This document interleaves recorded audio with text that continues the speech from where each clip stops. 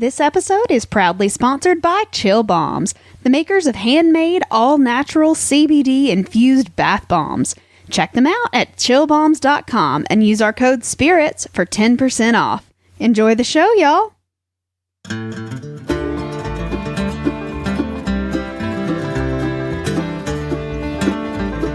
Hey y'all, I'm Leah Lawrence. And I'm her husband, Mitch Lawrence. And you are listening to the Southern Spirits Podcast, where I regale my husband with Southern stories of the macabre, creepy, and strange. And I drink. So what are we drinking tonight, Mitchell?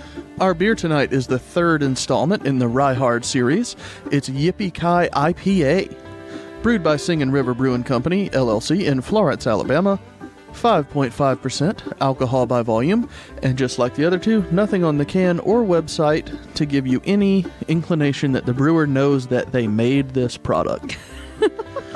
What I have to say about it, though, is that this is a absolutely wonderful, albeit simple IPA.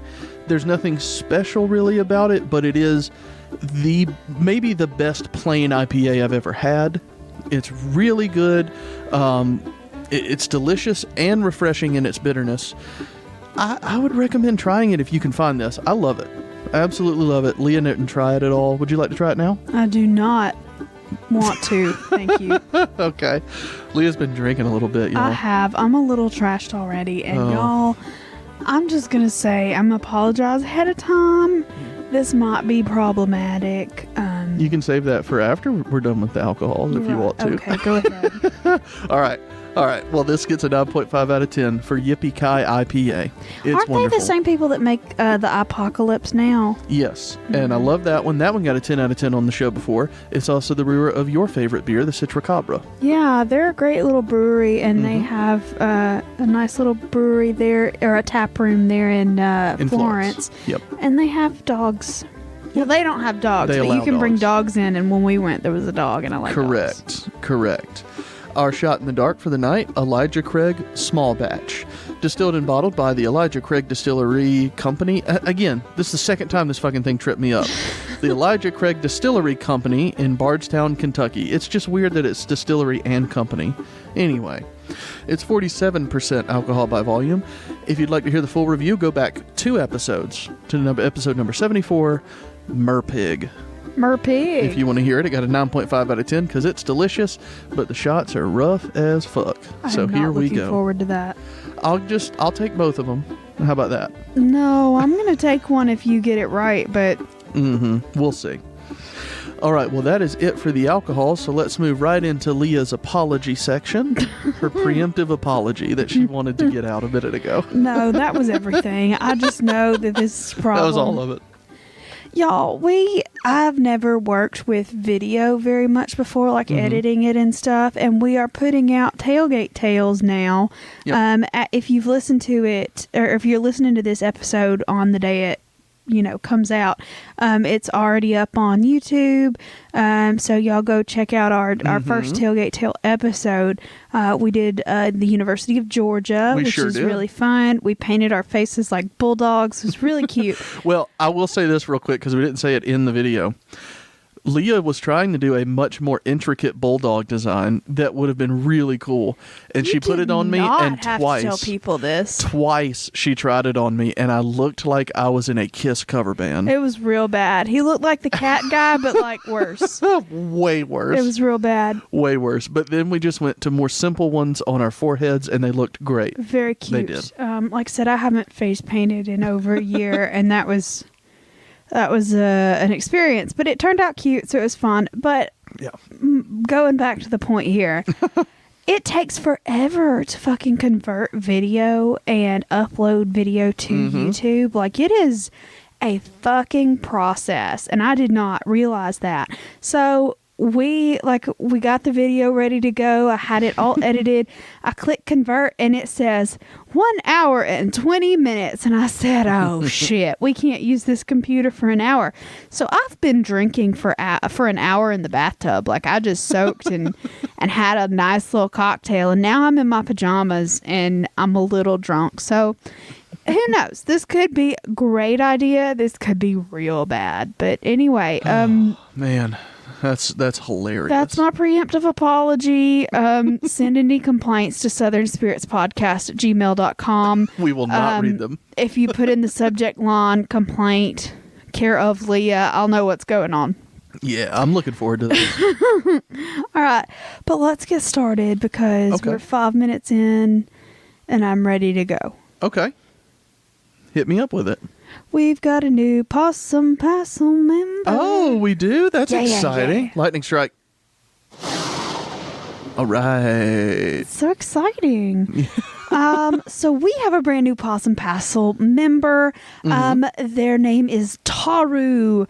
I hope I'm saying that right. I could be very incorrect. Please email me if I've said it wrong, and I will redo this whole situation. But I believe it's Taru, and they subscribed at the Buy Us a Beer level. We so much appreciate you. We do, very much. The coolest feeling ever when people actually like you enough to give a little bit of their hard-earned money to our cause. And all of our Possum Passel members are directly enabling us to bring you more content.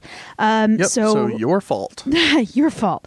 No, y'all are the best. Absolutely the best. And if you wanted to, I don't know, maybe pitch us a couple of dollars yourself if you're not already a Possum Passel member, you can do that at patreon.com/Southern Spirits Podcast. There you go. I mess that up a lot too. Yeah. I really do. Also, I'm a little smashed. You're doing great. You're doing great. But yeah, if you want to pitch a few dollars our way, we would very, very much appreciate it.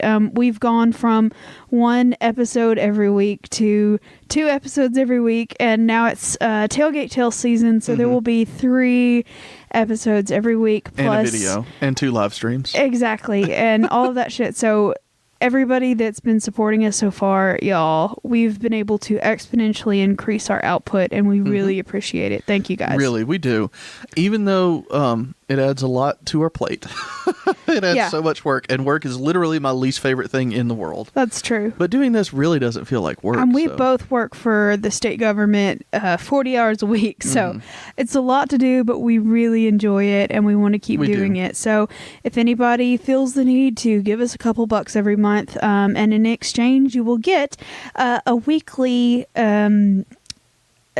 creepy pasta reading by yours truly. Hello. And then you'll also get an extra bonus episode once a month. And they're really weird, interesting, fun topics, and me and Mitch just get to talk about stuff. And yeah, our last episode was really good, in my personal opinion. I agree, and I think we're going to put that out next week. Yeah, so if you are looking at maybe on the fence, maybe doing it, maybe don't, yeah, we might give you a little bit of a tasty taste of what our Patreon episodes actually are. Yep. So you can do it or not. But anyway, look forward to that. Either way, we have listener mail. Woo, listener mail. Who's excited? I'm excited. I'm so excited. Shut up! Hit me up with that listener mail. We have listener mail. So we have 3 postcards that came in the actual mail, and 1 postcard that my brother handed to me in a parking lot. Oh, I didn't know. Oh, yeah, I was there for that. I forgot. You were not, actually. It was at church, and you don't go there. Oh, never mind. No. But yeah. If I go there, I immediately burst into flames. It's true. I've seen him do it. And the church is like just down the street. I don't know how he gets past the church. I have to drive by it very carefully. If there's ever a wreck right there on that corner and I have to cut through the parking lot, so screwed. We're going to have a problem. Anyway, so yeah, my brother has been traveling, and he's been on business in Alaska for the last month and a half. And so he handed me, he's like, I heard like on your podcast that you collected postcards. And I was like, yeah, we do. And he was like, here. And so it's a wonderful postcard of polar bears cuddling in Alaska. It's super duper cute. He said, this was in my hotel room, so I thought you might like it. So he didn't even buy it, but you know, what do you expect from a brother? Why didn't he bring us the Bible out of the drawer? Hey, he brought us a full bottle of vodka. I'm going to take it. He did. And sneaking that through fucking airport security can't have been fun. That had to be real uncomfortable in his ass. Because you know it was. he bought it at a duty-free Leah, store. I know. It was a joke. distillery's You're right. You're very duty-free drunk. store. You're right. Anyway, thank you, Jacob. That was really duty-free nice. store, Leah. It's really funny because I said it was in his butt. Forget it. Gross. Anyway, let's go back to the actual postcards that people sent us in the mail. All right. This He one, could have sent it from Alaska. he could have, but he took it from Alaska on the plane You're and right. handed it to me in a parking lot. He is so. literally the cheapest person ever, so he would not spend the 50 cents on the stamp. He flew it back to Alabama to hand to you. It's easier that way. Plus, yeah, he's my grandfather's grandson for sure. Oh, how weird. Yeah. Anyway, so this comes from Tess, and it's a postcard from Duck, North Carolina, which is a really great name. That's amazing. It says, "Love the podcast, y'all." Thanks. Here's Yeah, a thanks. postcard from my favorite beach town in my home state of North Carolina.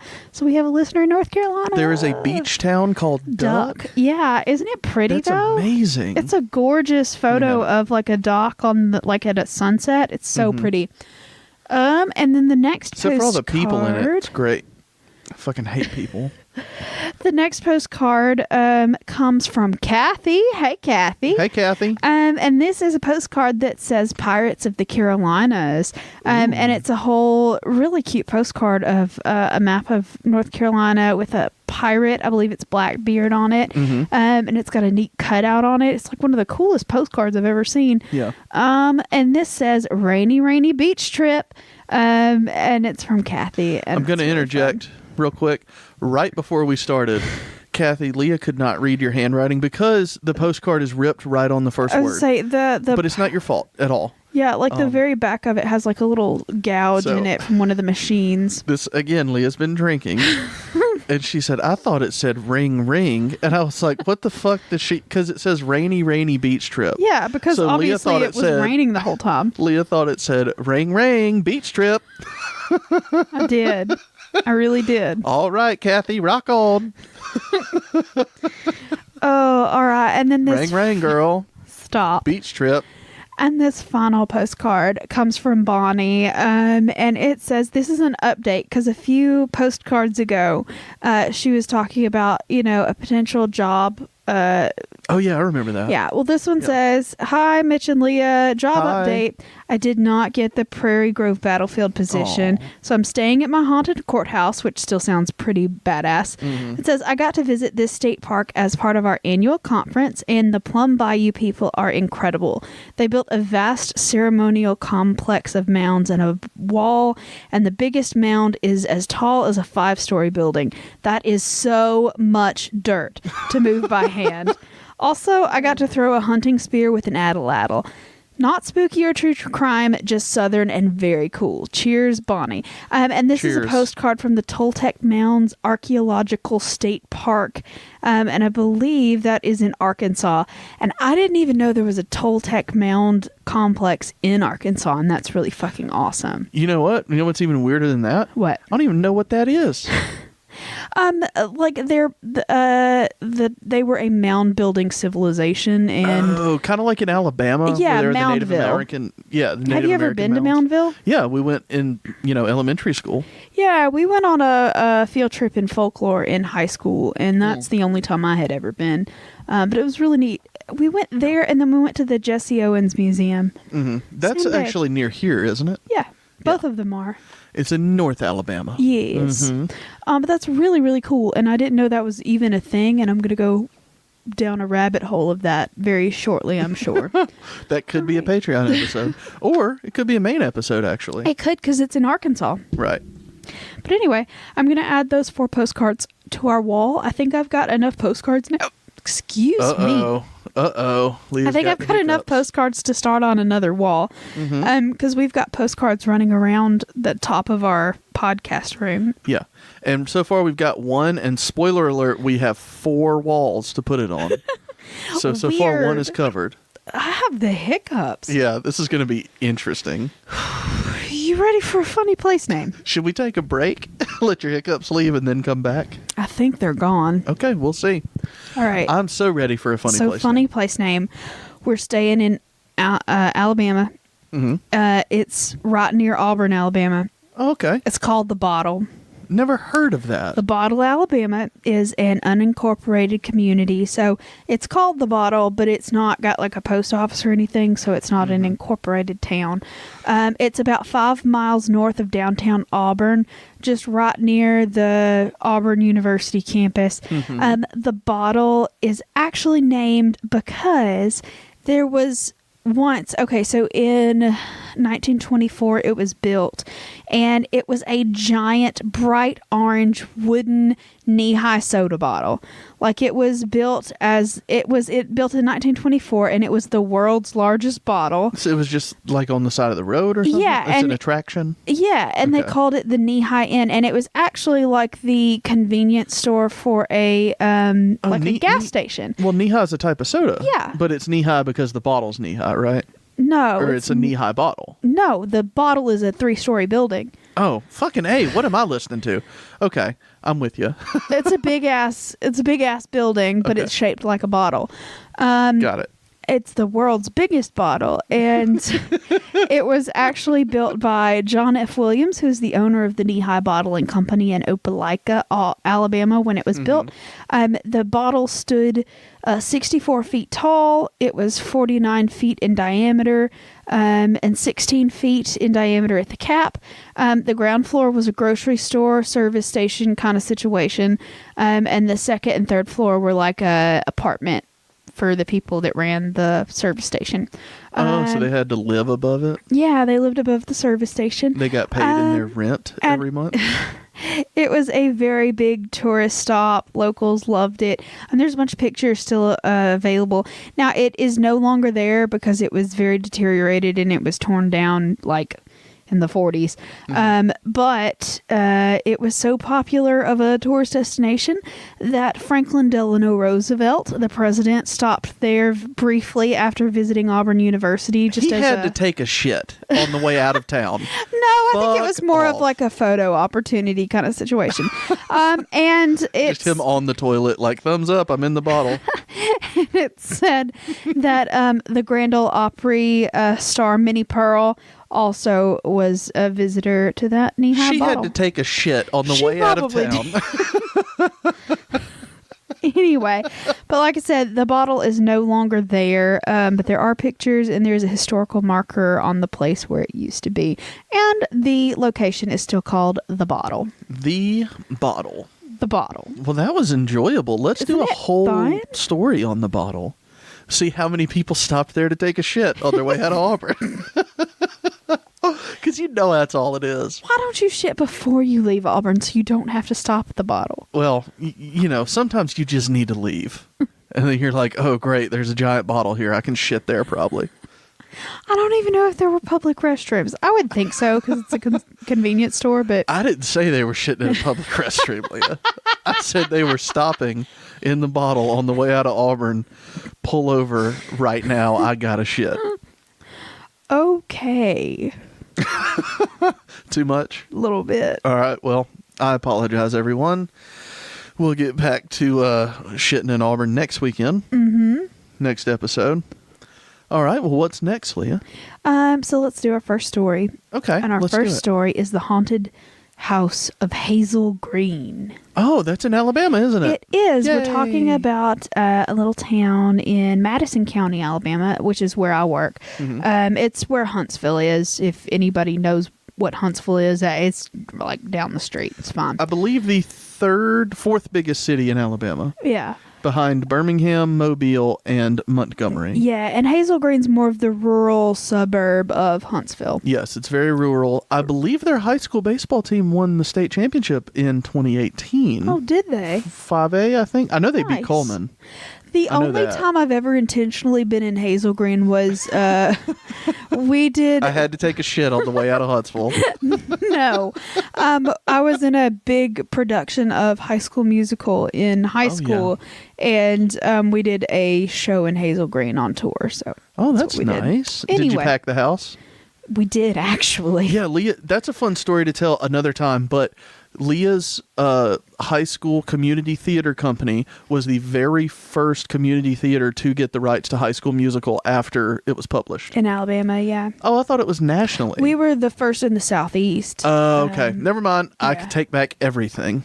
Yeah. I didn't realize how wrong I was. I thought it was like first one. It was in the Southeast. I think there were like 5 people that had it at the same time. I mean, we were still one of the very first people to get it, but yeah. And Leah was the teacher. I was Mrs. Darbus, and I was very cute.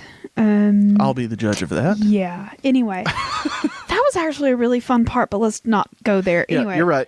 First story. Haunted House of Hazel Green. All right. So this information is all taken from the same source, and we got to talk about the source because it's a little important. Mm-hmm. So this whole thing is taken from a manuscript that was reprinted in 1992. This whole story and all of the research and information was done by a man named Virgil Carrington Jones in the early 30s. And he did a series of articles for the Huntsville Times about old, like, historical, like, hauntings and weirdness and treasure stories, just a bunch of weird shit that happened in Madison County, just historically. And they compiled it in 1992. They had permission from the Huntsville Times, who owned all of the copyright to the material. They compiled it into a little book called True Tales of Old Madison County. And you can find a PDF of that whole situation on HuntsvilleHistoryCollection.org. It's the Huntsville History group, Going there right after we're done recording. It's a very interesting read, and I really plan on doing several more stories from that text, so look forward to that. But so I could fuck you up on Shots in the Dark if I just read it. You could, but you're not gonna. Yeah, you know me too well. But the reason I go as far into depth with that is okay, you got to understand this shit was written in the 30s, and he is a white man, and this is Alabama. Oh, no. If you go and read this, there's some language in there that I would not I do not condone. You could not. Would not. With a bear. Yeah, it's rough. Could not, would not over there. He uses some phrases for African American people that are not politically correct or okay. So well, they were in the 30s. In the 30s in Alabama, it was just fine, but it is not fine. And so I just want to warn you, if that triggers you in any way, if you just don't want to have to deal with that. Yeah. Oh, I'm not going to say him. Okay, no, there's no way. But I'm just saying, if you're looking this up for yourself because you're interested in the topic, just be forewarned. They use some language, and not like. Anyway, I'm not even going to get into it. Yeah, just be. What was that for? Oh, you're just being funny, aren't you? No, I'm not. Just be forewarned that. Yeah, it's problematic. But at any rate, here is the story. All right. I'm excited to hear your racist side come out. This actually is... Nope. Okay. Anyway. I want to know what that was, but for now, let's get on with the story. All right. So our whole story centers around one woman. And her name at the time of... Well, the end of this story was Mrs. Elizabeth E. Rout. But they also called her a whole lot of other names because she got married a whole lot. Oh. But anyway, this particular house that we're talking about, the haunted house of Hazel Green, was built in 1847 on the middle of a 500-acre plantation. It was surrounded by huge gardens and flowers, and obviously it was a plantation, so there were fields of all sorts of crops and cotton and whatnot. And so, yeah, that's what we're talking about. A big plantation house in Hazel Green. Okay. The house no longer survives, by the way, so it's not there. You can't go out to Hazel Green and look at it. So it's just an empty plot of land now? Yeah, basically. Okay. So, like I said, the house was built in 1847. But before she was ever first married or did anything like that, Mrs. Elizabeth Rout was born Elizabeth E. Dale. Her father's name was Adam Dale, and Adam Dale was a Revolutionary War volunteer soldier, and he enlisted at the age of 14 from Snow Hill, Maryland in 1781. So he was a big deal. What a time to be alive. Right? And her grandfather was Thomas Dale, and he was also a big military figure, first in the British Army and then as a revolutionary.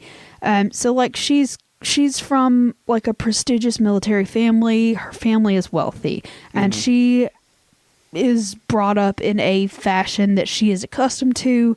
She likes nice things, is my point.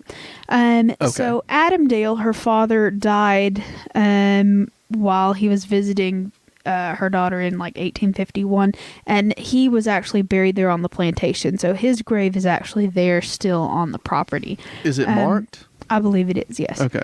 And they actually received the land grants for their like homestead in Tennessee. So she was completely born in a town in Tennessee just over the Alabama border. So that's where all of their land was from. So she's from a wealthy little Tennessee family, right? Well, you just said that with such malice. It's like not your fingers were, I know y'all can't see her, but Leah's fingers were a wealthy little Tennessee family, and she was doing like little typing motions like, these fucking bitches. I'm gonna sprinkle my bitch dust on them. These wealthy little Tennessee people. Where did I get bitch dust from? I don't know, but god damn it, you have it in supply. But anyway, she's a little fancy bitch, and she is a beautiful woman. By all accounts, she is absolutely gorgeous. She is like just a looker, and all these men are after her, and she's like, look, I know I'm good looking, and I'm going to find a man that can support me in the fashion in which I have grown accustomed, right? Well, the first time she got married, she married a man named Mr. Gibbons, and he didn't last long. Do you mean she killed him? Well, he died. He died. Right. Okay. And then she married a man named Mr. Flanagan. He also didn't last very long. Did he die or did he move away? Both of them died very mysteriously and very shortly after they got married to Miss Elizabeth, and they didn't have any children together, right? Okay. So after her first two marriages had ended in her husband's deaths, she met a man named Alexander Jeffries. Now, Jeffries had started this plantation that we're talking about in Hazel Green, and he had started this plantation way before he met Elizabeth. He started it in 1817, and it was just a nice, beautiful, plot of land, etc. He had started it out with like a 4-room log cabin, a real fancy little log cabin there. God, that sounds awesome. Yeah, so he had this big plantation. He was also a slave owner. It's a plantation in the South in Alabama in the 1800s. In the 1700s. But Leah, didn't you know only 4% of people own slaves? Yeah, well, he was one of that 4%. Heritage, not hate, Leah. Yeah, no, fuck that guy. Well, no. I mean, I'm being, ironic. I know you are, but Ironical. It doesn't sound good. Anyway. He's one of the 4% we should march on Wall Street. No, he's just a dickbag for owning other people, but whatever. Yeah, there were a lot more than 4%, by the way. Yeah. So this guy decided that it was going to be a great idea so we were actually talking about Native American cultures that build mounds earlier, right? We were. Well, there are actually quite a few mounds in our area in North Alabama. Moundsville is really famous, but there are several in Madison County as well. And this particular property had a very large mound on it. Okay. And he decided it was going to be a really great idea to just build the house on top of it. Yeah. Yeah. Like an Indian burial ground thing? Like Poltergeist? I mean, yeah, I guess. Awesome. But anyway, that's awesome. Did his TV start fuzzing? And then his daughter was like, They're here. He didn't have a TV because it was 1812. But Well, it's also on an Indian burial ground, Leah. Thank you. Well, it was Weird just shit on a mound. happens. I don't really think it has anything to do with the rest of the story. It just kind of pisses me off that he's disrespectful and builds a fucking house on top of an archaeological, like... Did he know that it was, though? Did they know that at the time? Yes, they did 100%. I honestly don't know the history of these things. I don't know if they know that those mounds were Native American artifacts. Yes. They knew what it was. Burial sites and all that, so... I just didn't know. So anyway, he was a cotton plantation dude, and he was doing really well. He made a big old fortune, but unfortunately his wife got sick and died of natural causes, and he was like, well, shit, like you do when your spouse dies. And he had actually been up in Tennessee, right over the border, for business, talking about acquiring other stuff or selling something. Who knows? Acquiring other people. Most likely. And so at this point, he met Mrs., and her name was Flanagan at the time, but Elizabeth. And he met Elizabeth and was like, hey, girl, hey. And she was like... Come check out my house on a mound. Yeah, and she was like, hey, girl, hey. She thought he was very handsome and, more importantly, very rich, and she was down for it. She was like, ring, ring, beach trip. It turns out that they had a pretty quick little courtship there after they met, and they got married pretty quickly thereafter. So shot in the dark. Here we go. She actually ended up having children with this husband. Uh-oh. How many children did they have? Oh, God. Was it A2, B5, or C8? Oh, man. 258. I'll say 5. You are incorrect, sir. Son of a bitch. They only had 2 children, and they were William and Mary Elizabeth. But unfortunately, Mary Elizabeth was born in 1837 and she died in 1844. So she's also buried there on the plantation. Well, this took a turn. Yep. It was already bad, but, you know, when a 7-year-old dies, you're like... But, I mean, it was the late 1830s and 1840s. She made it to 7. That's pretty good. It's not bad. For that time. For the child mortality rate was very high. Yeah. So, especially around 7. Yeah. Kids just kind of ran places and didn't come back. What? You know? Yeah, it's a thing. All right. Anyway. Here we go. But the year that the daughter was born, that husband died too. Of course. He died at the age of 65. So he seems to have possibly died of natural causes, question mark. Did you say 65? 65, yeah. So there's not a lot of suspicion when it comes to his death particularly, because in his will, it states that he was in bad health, but he was in, a sound state of mind when he was writing his last will and testament, etc. So they think that he had some kind of chronic illness, and it was an expected kind of thing. So there's not a lot of... I think she actually, loved this one. Yeah. You know what I mean? That shot fucking sucked. But after he died, she was like, okay, you know what? I'm in charge of this plantation now. It belongs to me. I'm going to do everything like I want to do, and I'm going to make it fancy, and we're going to do this shit, right?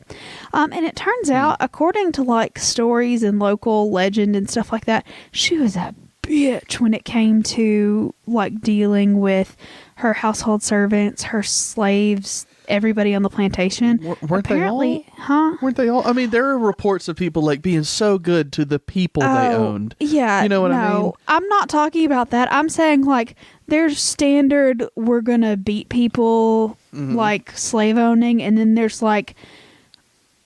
torture and maim torture and kill. crime. Yeah. She's that area. Okay.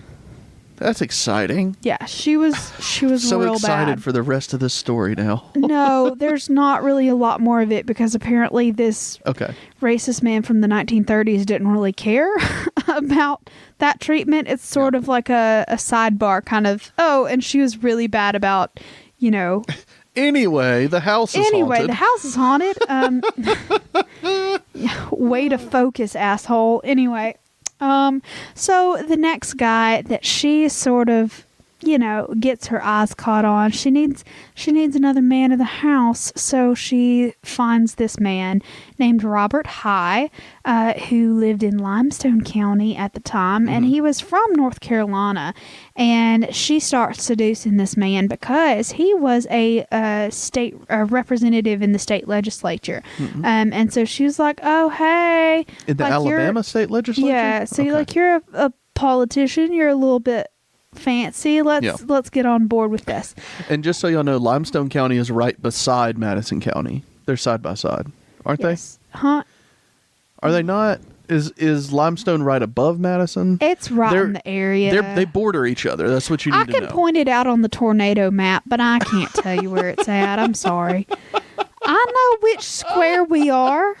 On the tornado map. The map that they show in the corner when the tornadoes come. You're right, because that is how I learned what Montgomery County looked like when I was a kid. Because most of the counties are like square or a rhombus, and Montgomery County has like a little hat, kind of. You'd have to look it up, y'all, to know what I'm saying. But I know exactly what she's saying, because Montgomery County was always right in the middle of the tornado map.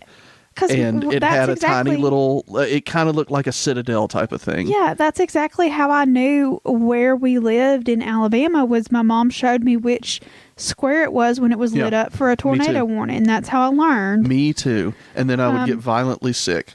Y'all, I had terrible anxiety about tornadoes as a child until I was like 12. I was born right after a massive tornado hit. Oh, that makes sense. So, yeah. Hey. Well, I had I was deathly afraid of tornadoes, and we would get under a tornado warning, and I never vomited, but I was always nauseated, like had to have a paper bag with me in case I was going to throw up. And he'll still stay up through the night if it's a tornado watch. Oh yeah, or anything but like I don't feel physically ill anymore, but I did as a kid. I mean, it was bad. But anyway, the tornado map. Yeah, it played mind games with me. Indeed.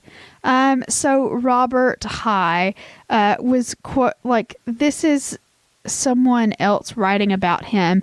It's in a book called Public Men in Alabama by someone named William Garrett, who I also assume is some white dude from the 30s. But anyway, it says, quote, about Robert High. It says, quote, at the time he served in the Capitol, he was a dashing widower seeking his fourth wife.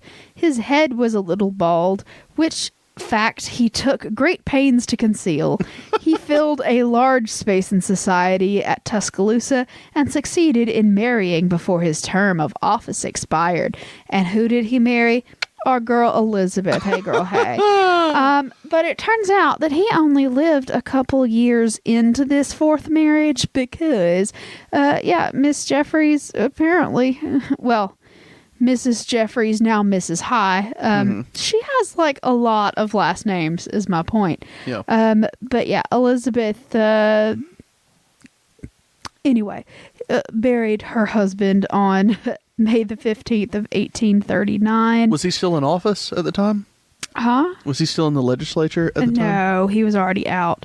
Okay, I didn't remember what you said because I am now fairly inebriated after that shot, and I am really trying to hang on to the story. Yeah, he left in 1839 and he died in 1842.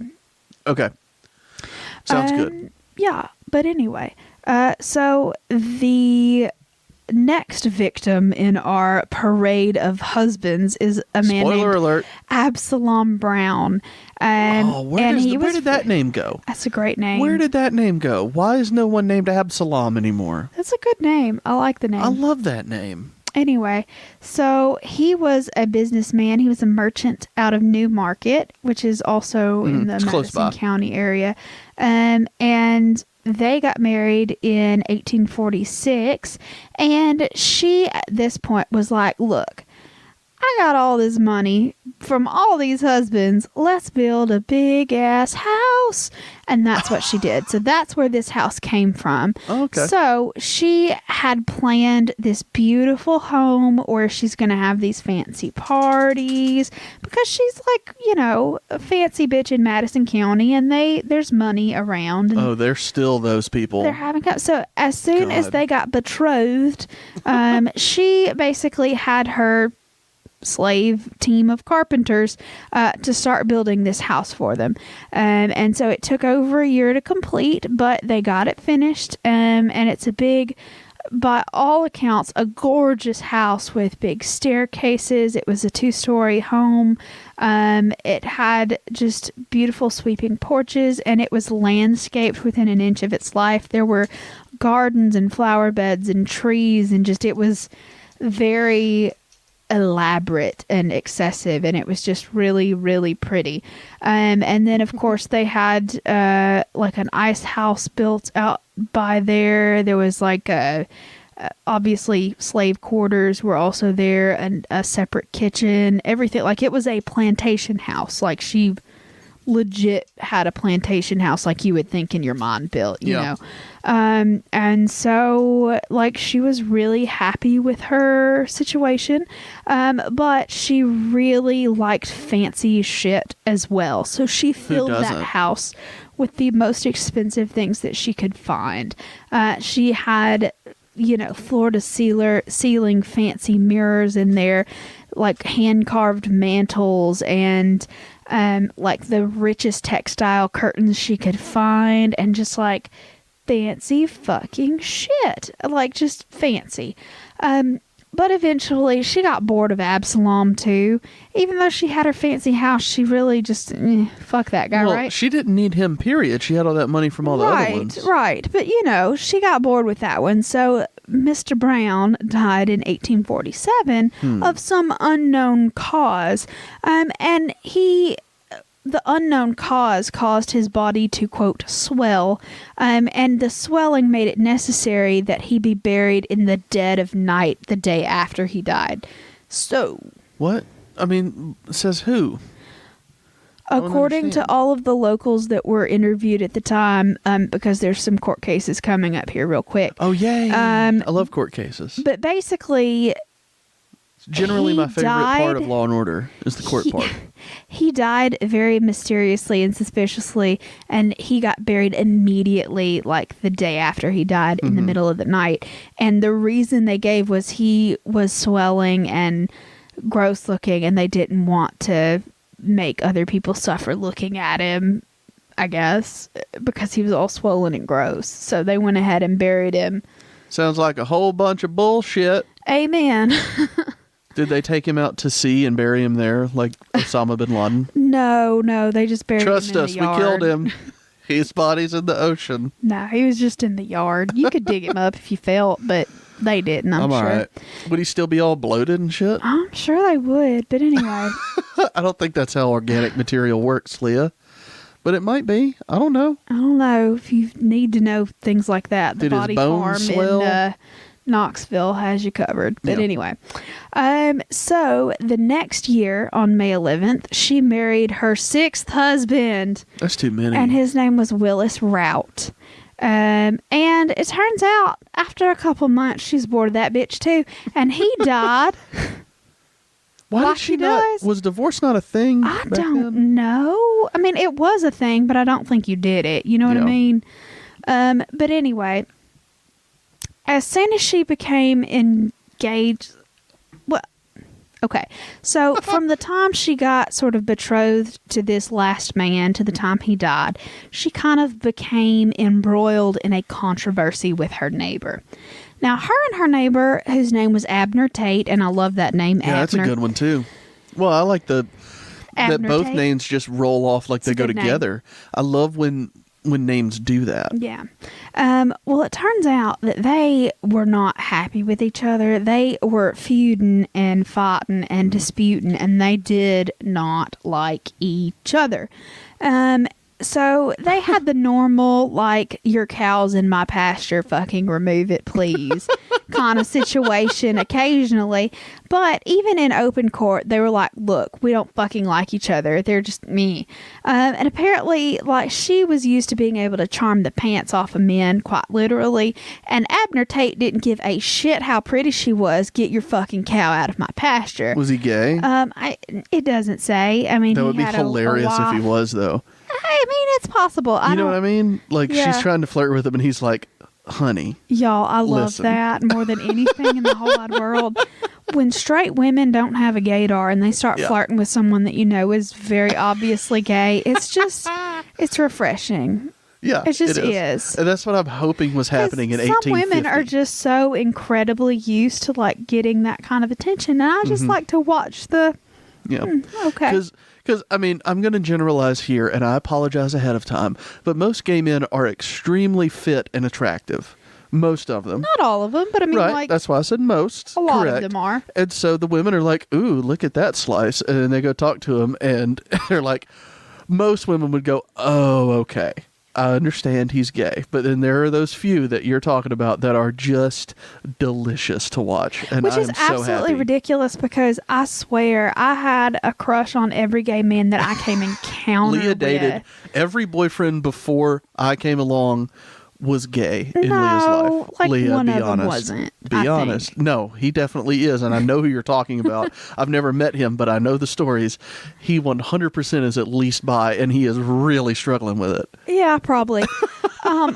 My point is, I was very attracted to gay men. Like, of all the NSYNC members that there were, I picked out Lance Bass as my absolute favorite. Ride or die. Loved that man. And of course, yeah, everybody laughs you about go. it now, but You know, it might be your fault that he's gay. Like, because you're to blame. Because it is totally possible to convert people, Leah, and I It's think you know not. that. And you can do it through magic, which is you going, he's my favorite, and Lance Bass just feels like, oh God, I am gay now. That's what happened. I mean, and you know what? I hear that he and his partner are super happy together, so I'm glad. I support y'all. Hey, Lance Bass, if you ever listen, 100% Lance Bass is a listener. I had your You know marionette as a kid. But anyway, Lance, this one's for you. But anyway, I don't even fucking know what we were talking about. That lady that was I don't either. a bitch in Madison County. But anyway, so her and this Abner Tate man don't like each other, and they are fighting and all of that stuff. Now, Abner Tate starts saying, look, this bitch has had how many different husbands that have died all mysteriously right after they got married, except for the one. And like, this is absolutely ridiculous. So he basically brings it up to the court saying, hey, you need to be charged with murder. So they do. They charge her and they bring her in and all this stuff. And anyway, he accused her of saying that, like, part of the evidence in the trial was that she had a hat rack in the main hallway of her house that she hung each one of her husband's hats on after he died. So she's got like this hat trophy case Now, in is the that main real, hall. though? Is that real? He, or is that an alleged thing? It was alleged, but I Yeah. mean, like, everybody in the town was like, oh yeah, I've seen that hat rack, you know. Well, they probably said that after good old Abner had something to say about it. Probably, but I mean, she allegedly That's just one of killed those, 5 like- husbands. Like, that's like a Goosebumps thing. I don't think people actually do shit like that. There are people that keep all sorts of creepy. Yeah, but they like, keep it in a box in a trophies. closet. You know, they don't have a hat rack that they can't explain away to people. You know. But anyway, so All right. Elizabeth You was win. like, look, I don't need this kind of like attention in my life. I don't need someone accusing me of murder all the time. So she paid one of her slaves to shoot him. Okay. The Abner. Abner. Yeah, the gay guy. Yes. So she pays one of her slaves. He's totally not gay, Leah. No. He could be. I don't know. Not my business. Yeah. But I mean, you're right. she paid her slave to shoot Abner. Her slave was like, okay, I'll take your money. And he was like, no, I am not shooting a white man. Why did she have to pay him, period? I don't mean that the way it sounds. What I'm saying is, you don't pay him for anything else. Why would you do it there? Right. I don't know. That's just the way this article's written. Okay. But anyway, he decided he didn't want to actually do it. So he bribed one of Abner's slaves, because he was also a slave owner, to shoot him. And so the guy was like, okay. And so he ended up getting shot, but it didn't kill him. So that was like problematic, because not only had she been you are having involved, a problem. yes. Uh-huh.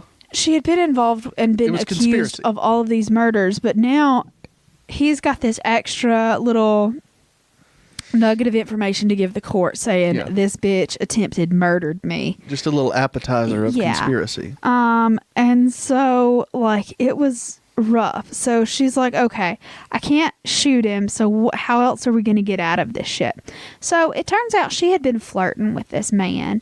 Now she is well into her 60s at this point, but apparently she's still a hottie for 60, and so she's been flirting and talking to this school teacher out of Meridianville whose name was D.H. Bingham, and he wanted that bitch real bad. Like, how old was he?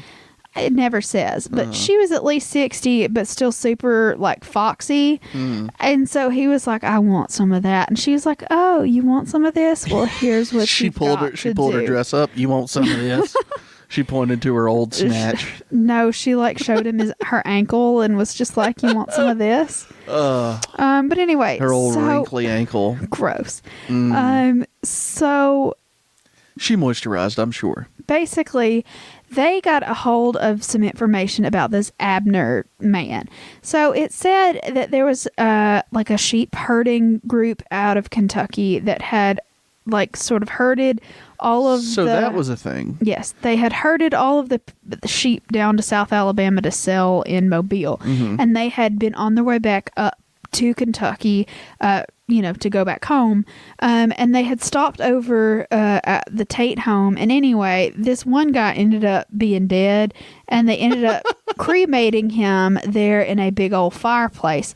And so she was like, oh, you say I'm a murderer? That is sketchy as fuck, sir. So I'm pretty sure that we're going to bring murder charges against you now. And that's exactly what she flirted and got her boyfriend to do. So he brought a counter suit saying, oh, no. He's the one that is actually the murderer. So there's two like cases going on, one against her, one against Abner. And because Abner is like just pissed about it, he writes and releases a whole book in his own defense called, quote, The Defense of Abner Tate Against Charges of Murder Preferred by D.H. Bingham. And D.H. Bingham is the boyfriend. He also even like starts going at like he in this book. I'm gonna have to read you a couple of quotes from it because he is ye old bitchy as fuck. I love it. What? That was such a funny line. But he wrote in some of his information in that book. It says, calling her, it says, her bridal chamber was a charnel house, around whose marriage couch 6 grinning skeletons were already hung. So, like, he's just, like, super... Basically, fucking her is a straight sentence to the grave, sir. Yeah, just fucking say that, Abner. That's what he said in ye old piss, Yeah, that's bullshit. But anyway. I don't care for your poetry, So, Abner. because he wrote this book defending himself and calling out Elizabeth, she filed a countersuit of $50,000 in damages against him for defamation of character. And so he, like, during this whole court situation, it happened in 1857. Basically, he like this is taken from part of the court records of some of the information in his book at the time, and this is just all like 1857 trash, and I'm excited. Oh, God. And I'm going to read it, and I hope you understand it. You may not because you don't read, but okay, that's not fair.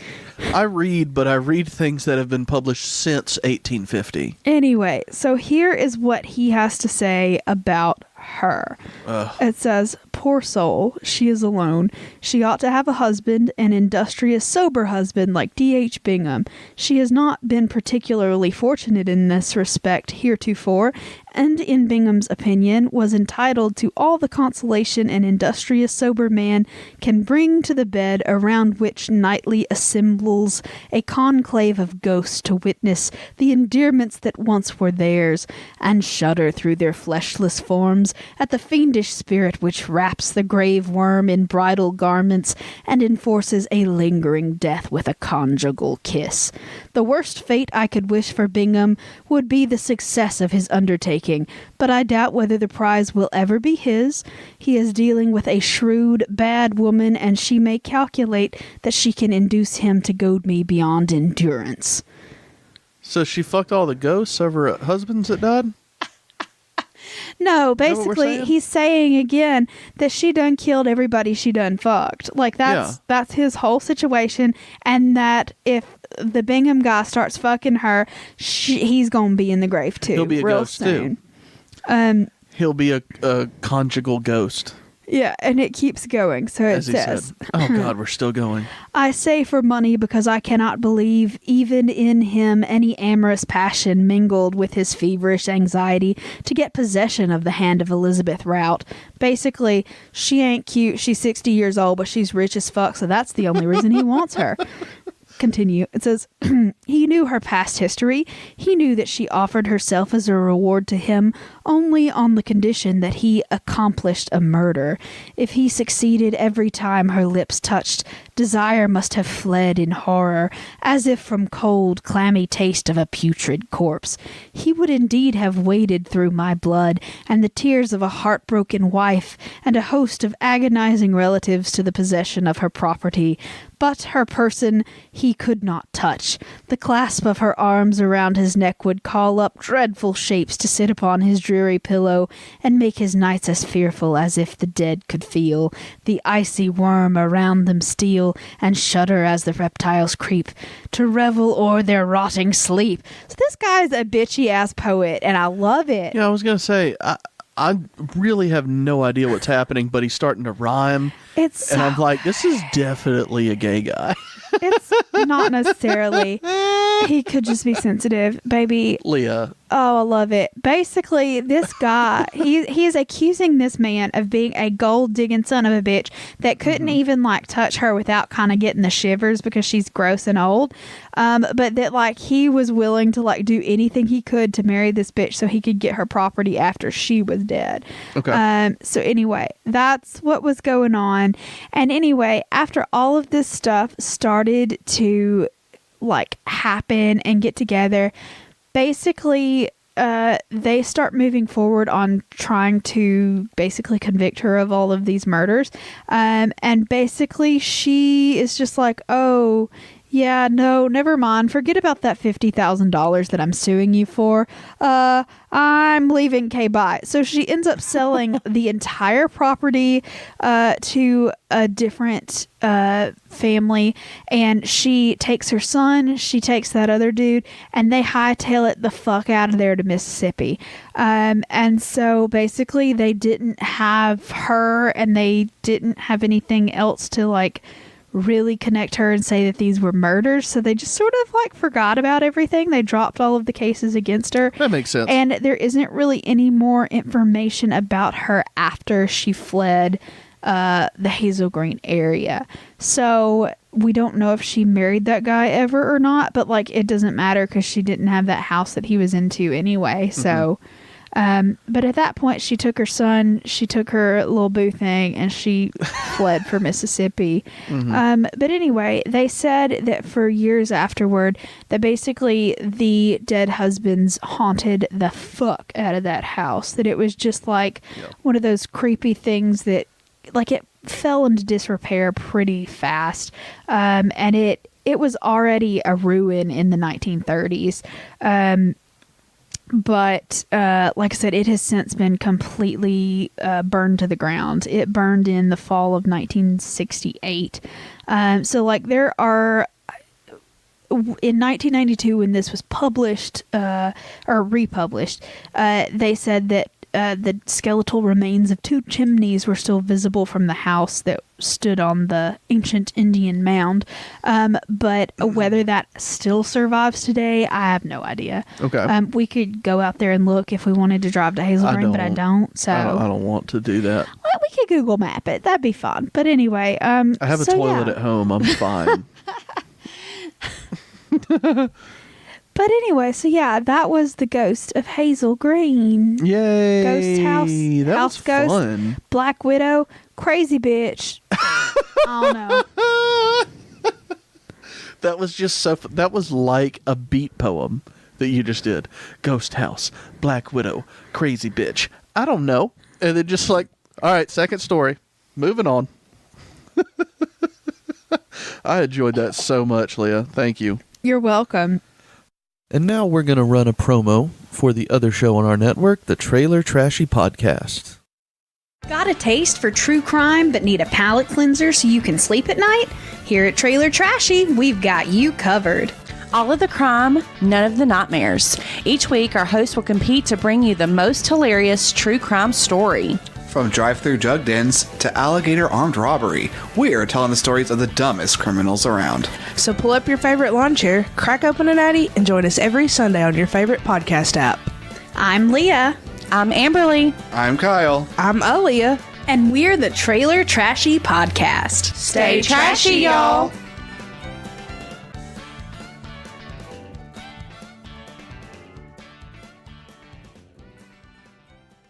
Oh, man. Well, what are we going to talk about now? We are going to be talking about the Ballad of Casey Jones. Oh, really? Yeah. I know the, I mean, you know, this is a whole folklore thing. I don't actually know details, but I know that I'm aware that this is a story for once in my life. Okay, cool. Do you know what the story's about? No. Okay. That's the fun part, right?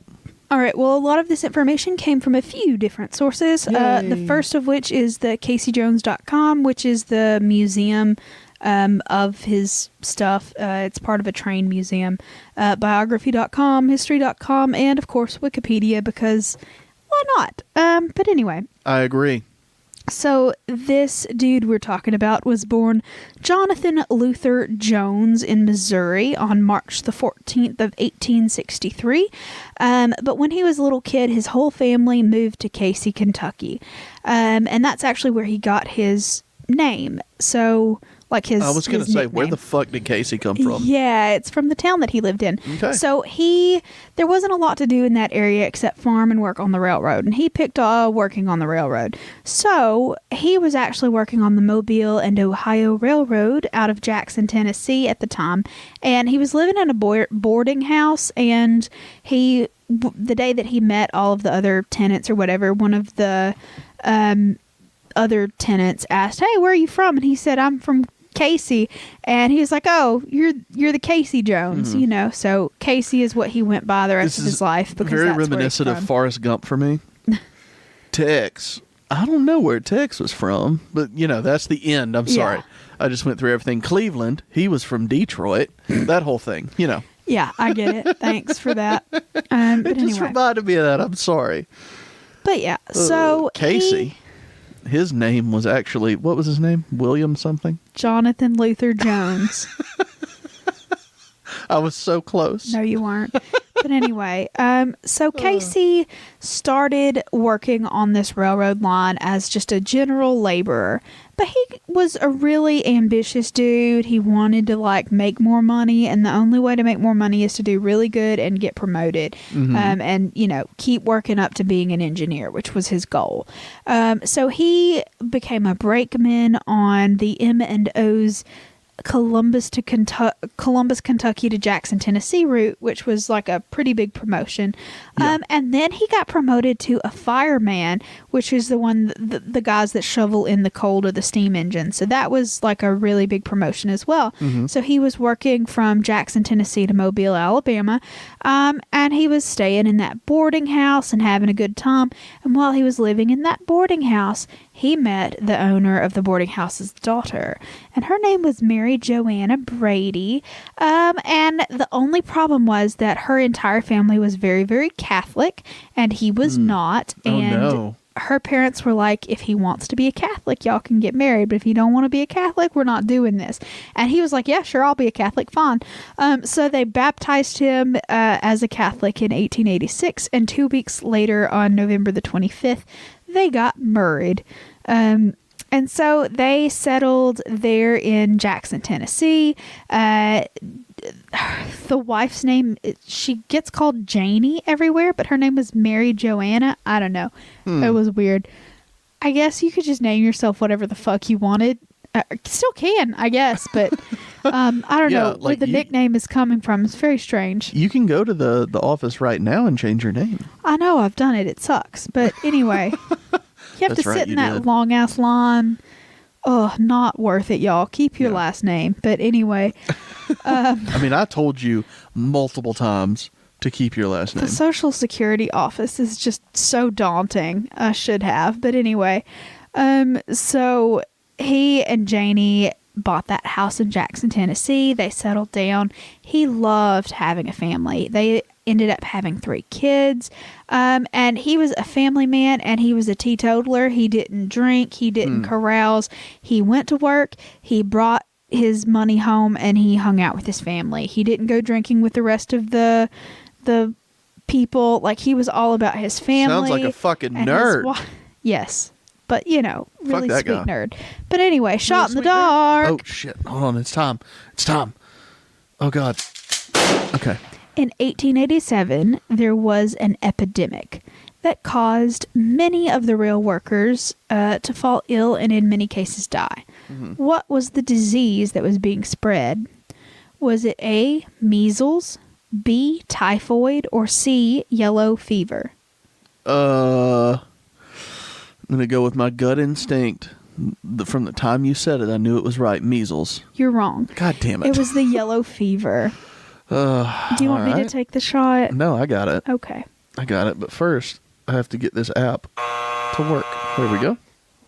So that summer in 1887, there was a very bad, widespread epidemic of yellow fever all along the railroad line. And yellow fever was really common and when it was very hot and humid in the summer. And that's basically all it is in like the South ever. Hot and humid, and especially along the Mississippi River Valley because lots of mosquitoes are there just naturally and they carry the illness. It's mosquito borne, and if one bites someone that's got it and then bites you, you got it. So it measles spread. Is? No, yellow fever. God damn it. Fucking That's right. pay attention. That's right. I guessed measles. I still have in my head that it's right. It's not. Leah, I'm having a bad time, and it's only going to get worse. I will preemptively apologize. Do you want me to take that shot? No, I don't got want it. you to get bad drunk. Why? I ain't got shit to do tomorrow. All right, fine. Get bad drunk. I'm going to watch football all day tomorrow. Oh my God, do we really have to? You don't have to. We have 4 TVs in this house. 3? How many do we have? 3. 3. 3, yeah. We have 3 TVs and 3 a computer. functioning ones. Correct. There are more televisions that don't They're work just in this not house. hooked up. But anyway. You're right.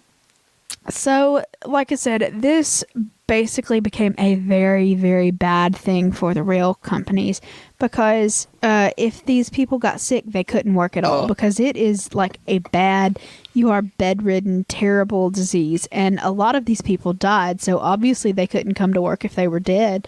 except for a couple of those ghost train stories that we've talked about before. But anyway, basically, this just opened wide open just hiring for the train company. So basically, Casey Jones went from working just like doing grunt labor to basically being the engineer of a train real fast because of this situation. Now, his whole goal was to be the engineer of a passenger train, but he had been promoted because of all the sickness and stuff to a freight engineer. So he was doing a good job. He was going from Jackson, Tennessee to Water Valley, Mississippi, just hauling freight back and forth. And he was fine with it. He was doing a good job, but he really wanted to be a passenger train driver. An engineer, I guess, is the proper term for it. And he just wanted to make sure that like he could do the job. So his big thing was like, I want to be on time at the advertised time. I want to make sure that my train runs correctly and, just like gets it going, all of that stuff. And so eventually he got offered a position with the Illinois Central Railroad because the Chicago's World's Fair happened in 1883, and they needed a bunch of rail workers to run passenger trains to and from the main part of Chicago to the World Fair, like fairground site. So he spent a whole summer doing that. His wife and kids and all, they went out to Chicago, hung out for several months, and he was just driving these passenger lines. And so he had built up enough of a reputation doing that really well, that he, as soon as that was over, he realized that there were open positions for a passenger person, or a passenger engineer on the line that he was working previously. Okay. And so he applied and he got it, which was really cool. So good for him. He sounds like a great guy. Yes. He ended up being, a passenger driver. Now, basically, an engineer doesn't just drive the train, and the firemen don't just firemen, and the brake people don't just brake. They also have to do the maintenance to the cars and the engines and stuff like that at the time. Like, they were basically making sure that all of the parts and the stuff for the train were working properly.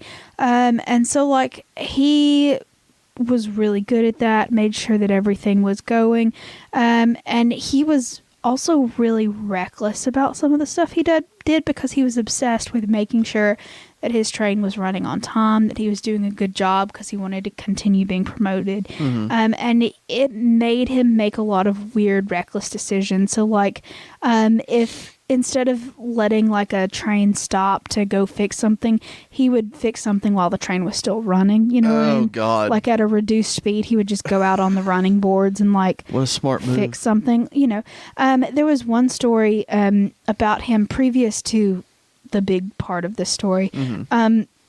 He was like engineering in the cab, and he noticed several children a ways ahead on the track playing, and the children noticed, and everybody fled except one little girl who was freaked out and was having like a panic attack on the tracks, and she wasn't moving. She froze. And so Casey got the people that were in there to brake as much as they could, to slow it down as much as they could. And he climbed out onto the cow catcher, so the little triangular thing on the front, little rail thing. He climbed out on the front of that, and he basically grabbed her up in his arms as they were going by, and as soon as the train stopped, he got her down and got her returned to her family, and she was safe, and so that alone like made him very famous, and like he was already like a hero train driver kind of thing, like, because he saved the little girl, right? And I mean, that was a documented case. He actually did that shit, and so like he was doing really well in his career and stuff like that. Well, he was running as a engineer. Fuck, there why you can I go. not think of that word? He was running as an engineer for a passenger train, and It was the number 1 train. He ended up replacing the engineer that was supposed to be on that run because that guy was sick. So he and his first mate kind of guy, he was the fireman that was running the engine. I think they're his called name first was mates. Sim Webb. And so they get this train. And it's nicknamed the Cannonball because apparently it's just a good fast train or something. But in a lot of those songs about him, which we'll get to later, they reference the Cannonball. But anyway, are you gonna sing them? I am not at all. Please. I'll let Johnny Cash do that for you. Thank you kindly. But anyway, so they're running train number 1. And their train ended up like arriving late to where they're leaving from. And like this train was like 75 minutes late. And Casey was like, motherfucker, like that's going to put me out of schedule, right? Because they're leaving from where these previous people had anyway. So the train number 1 was being pulled by the engine 382, and I don't know why that's important, but the numbers are there everywhere. But anyway, so they had 6 cars filled with passengers and a little bit of freight, and they were headed between Chicago and New Orleans. So it was about 200 miles, and basically everything was going great until it didn't go so great. So he was trying to make up time this whole way. Like if you've ever had a GPS in your car and you've looked at the like estimated time and you've tried to beat that shit, which everybody does. I know that. Or at least I do. Maybe that's just me, but I like to be there ahead of when my GPS says that I'm going to be. Like he has this time to make up and he is pushing it. He is pushing it way too far. For almost 155 miles of this journey, he's doing great. He's taken this train way faster on dangerous areas than he should have. He drove it over speed restricted curves and, quote, light and shaky rails at about 80 miles an hour. Like, oh, God. He's like booking this shit. And every 50 miles they have to stop for like a 15-minute water break. So he's got to like book it in between if he's going to make up this time. So they're pulling into Durant, Mississippi. And at this point, at this depot stop, they were informed that there was going to be a passenger train sitting on like an outside side spur of the next train station, right? And they would have the right of way. And so he was like, that's great. That means that we're not going to have to stop there and we can continue making up time on this route. So we're going to like be able to go through and not have to wait and change and all that stuff. So they're booking it, just booking it. And so they pulled out of the Goodman, Mississippi train station. And they were heading almost to their destination. They were 25 miles away from this destination. And they were only 5 minutes behind schedule at this point. They had made up 70 minutes of this schedule by them just booking it through these very dangerous curves. But unfortunately, right as he's like feeling good about this, we're about to be almost on time, the fireman, Sim Webb, yells, "Oh my Lord, there's something on the main line. There's something out there." And Casey basically just looks at the fireman and is like, "Jump. You got to jump out." And so he literally jumps off the train. And so Casey pulls the train whistle to warn everybody around the station and in the stalled freight cars to like get the fuck out of the way. He pulls all of the emergency brakes, gets everything done, and he gets it slowed down very, very significantly, but it ends up hitting the caboose at the end of what's in front of them.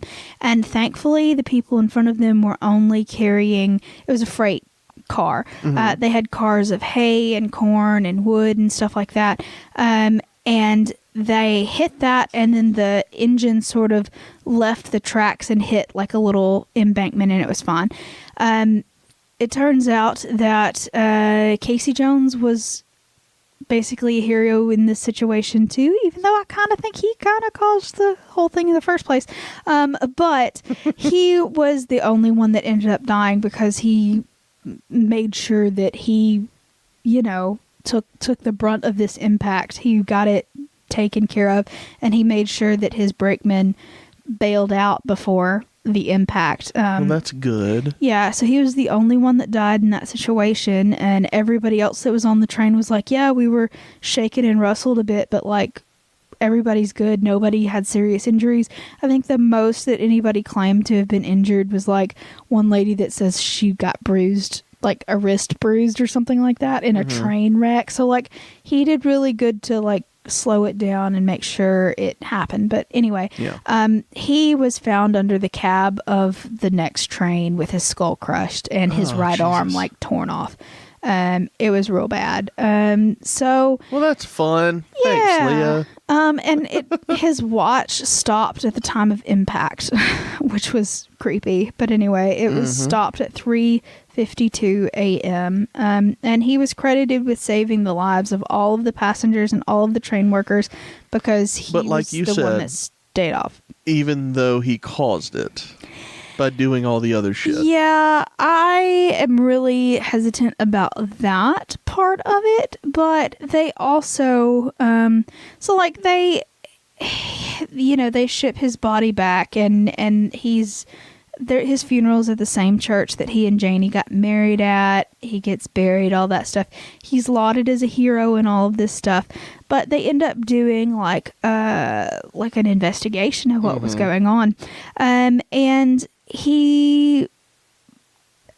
the official findings of the railroad was that he was very, basically that he was not doing what he should, that he was solely responsible. He disregarded signal flags. He disregarded what they call torpedoes, which I didn't even know that was a thing, but it was like these. What is that?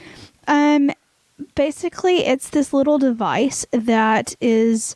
it's like a disc, and you strap it to a rail out in front of. It's basically a warning flare. It's like those little poppers that you get in firecracker packs that you just throw on the ground, the snapping pops. Yeah, it's like a big one of those that you put on the rail, and so it lets you know there's danger ahead. If you run over it and you hear that pop and flash, you know what I mean? Like there's something further down the line that is warning you, hey, slow the fuck down. My question is, whenever the thing ahead is cleared up, who goes back and picks that stuff up? They've got a dude for that.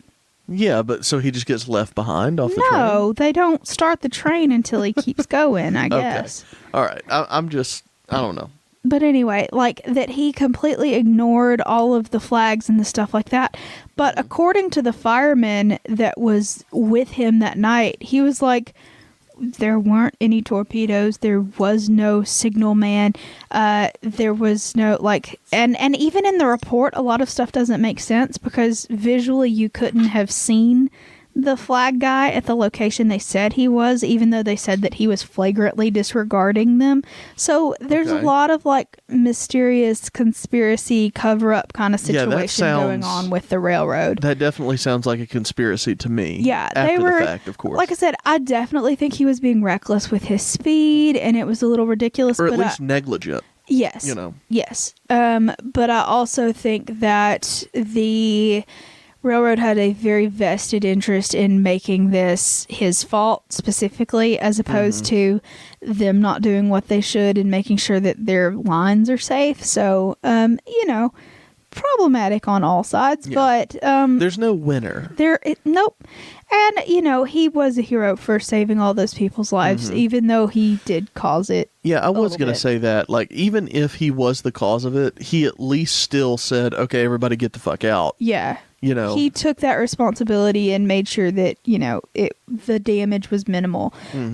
So yeah, with that big old train wreck, the total property damage was $2,996 total. So yeah, And that would have been $90,000 in today's money, which for a whole train wreck is not that bad. No, that's just like, you know, I would accept that with there being one casualty. And I would say with one casualty and no passengers. God, I feel hurt. like such a dick after like hearing myself say that. But I mean, like, yeah, I mean, it could have been It dozens could have been no of casualties as well. But, you know. Yeah, but I mean, I'm just saying, if a train wreck is going to happen, that's much more preferred to all 60-something people on board being killed, you know? Yeah. So, yeah, that's Casey. And there were lots of things written about him over the years.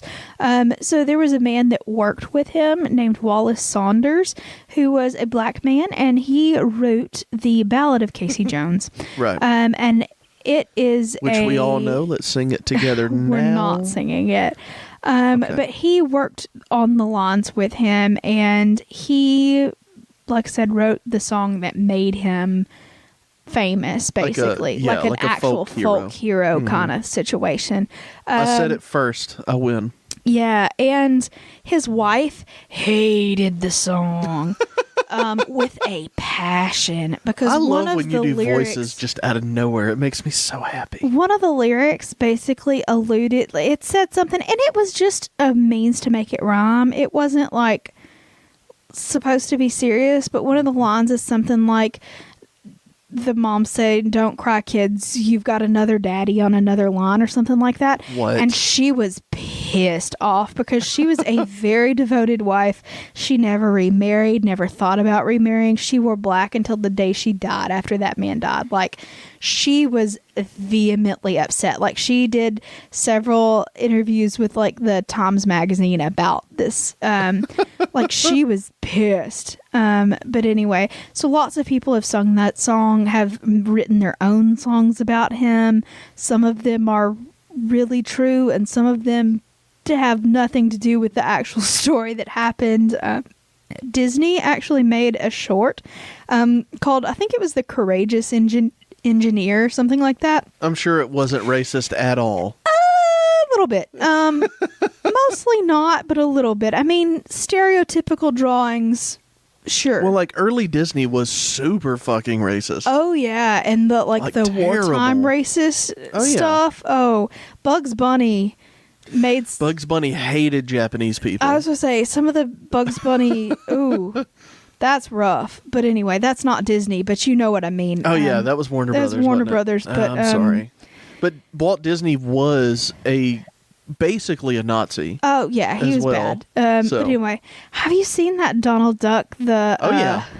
Oh, I've seen it. I know exactly what you're talking about. I don't remember the name of it, but yeah, it is flat out Nazi propaganda. Well, it's not. It's actually anti, because Donald has a dream that he's a Nazi, and he's like, "Oh shit!" and he wakes up and he starts kissing the flag. It's very weird. Yeah, it's anti-Nazi propaganda, but Walt Disney was a huge anti-Semite, and like it's anti-Nazi, but at the same time, it's still kind of like. You can see the nuances of like, okay, the Nazis suck, but like, you know, they're getting something right. Like, that's what Walt Disney was trying to put out there. Anyway, so it's a thing. That whole thing. But anyway, yeah. So this guy's a folk hero for minimizing the death caused by the train wreck that he brought about by being a speedy little motherfucker. So I still want to know what Disney did with it, with the story. Oh yeah, problematic. They it wasn't just like the way people used to animate African American characters is a little rough. But anyway, big red lips and all that sort of stuff. Right? I mean, if you've seen Dumbo, you know the sensitivity level is not high. Yeah. Or Song of the South, which once again, I know that it's a part of me knows that you can't make excuses, but it was a different time. People did not see things in that way, you know. But now we look back and go, "Oh, you should have seen things in a different way." Oh, you should have 100%. You definitely should have seen things in a different way. So at the time, you know, nobody felt like it was a bad thing. I'm sure there were people who did feel like it was a bad thing. I shouldn't say nobody, but it was a much more acceptable way to portray things that were looking back, very wrong. But my problem with that is that Disney likes to sweep that shit under the rug, like hardcore sweep it under the rug. Warner Brothers actually released all of their like wartime racist awful stuff, and there is a foreword and there's commentary by the groups of people that were being discriminated against in it. Yep. And they said, this is historical, this happened, this is what, this is the time period, and they make it into more of an educational, this is what is, they owned up to it. They said, this is wrong, this is a historical artifact, witness it if you want to, kind of thing. I'm going to bring it full circle, Leah. Oh, yeah. It was only 4% of Warner Brothers employees that felt that way. Anyway, so like I said, to me, it's the difference between owning up to your fucking mistakes and your terrible past as opposed to, Song of the South never happened. Like, I know Thunder Mountain is God, Song of the South is so uncomfortable. It's not even uncomfortable Fucking so much as A. it's boring as shit. Have you ever watched super boring, it? But I mean, that's what you take away from it? God, this racist propaganda is boring as fuck. We have all these happy slaves, but did you know? Oh my God, it's real bad. If it had any entertainment value, Zippity Doodah's great, but everything else is just real bad. And boring. Really fucking boring. Good God. Sorry. Anyway, so that was my hour and a half tirade about why you shouldn't be racist, Disney. Yeah. So that's what both of those stories, take away that from both of those stories. Everyone, we were talking about Disney's racist past. No, when I get drunk, I get a little social justice warrior, and I apologize. Thank you for the apology. I appreciate it. I'm trying to calm down. Yeah. Thank you so much for that. You're welcome. It was very helpful. Well, how about we get a toast? All right. Well, this toast is really bad because I wrote it while drunk in the bathtub. Oh, so God. Tell me how racist it is. It's not racist at all. Oh, man. Yes. Are you ready? Ruin the episode. All right. So everybody hoist your beer high into the sky. We're doing toasts. All right? All right. Okay. It says, if you're in a feud with your next door neighbor, get yourself a boyfriend to do the dirty labor. If your train is running late, don't race the GPS. That high-speed chase could leave your steaming engine in a mess. Drink. All right. Criticism. Yes. Because I always provide it for the toast. Not a bad toast at all. Thank you. Probably your worst intro, though, of all the toasts so far. You want to will say re-record it? Like, No. everybody hoist No, your we're leaving it in. bejeweled goblet high into the sky. Not the beer part. The part where you go, all right, everybody hoist, we're doing a toast. That's all it was. All right, fuck it. We are toasting the legacy of Elizabeth. I've got too many last names to give a fuck. And that dude that wrecked that train one time. All right, edit point here. Drink. We'll go in and we'll take it back. We'll put this in before the bullshit. Yeah, perfect. I'm very drunk and I have to pee. Oh, okay. Well, then let's wrap this fucker up. Okay. Thanks, everybody, for listening to the Southern Spirits Podcast. Find us on all of your social medias, Facebook and Instagram at Southern Spirits Podcast, Twitter at S-Spirits Podcast. Join the Patreon, patreon.com/Southern Spirits Podcast. Send us all of your questions and personal stories for midweek minis to any of those social medias or to our email address, which is southernspiritspodcast@gmail.com. If you have postcards to send us or anything else that might be fun, send that to our P.O. Box, which is P.O. Box 1743, Hartselle, Alabama. That's Hartselle 35640. And I've had a great time tonight. I don't fucking remember any of it at this point, but I'm sure I will tomorrow. So we'll see y'all next week. Bye, y'all.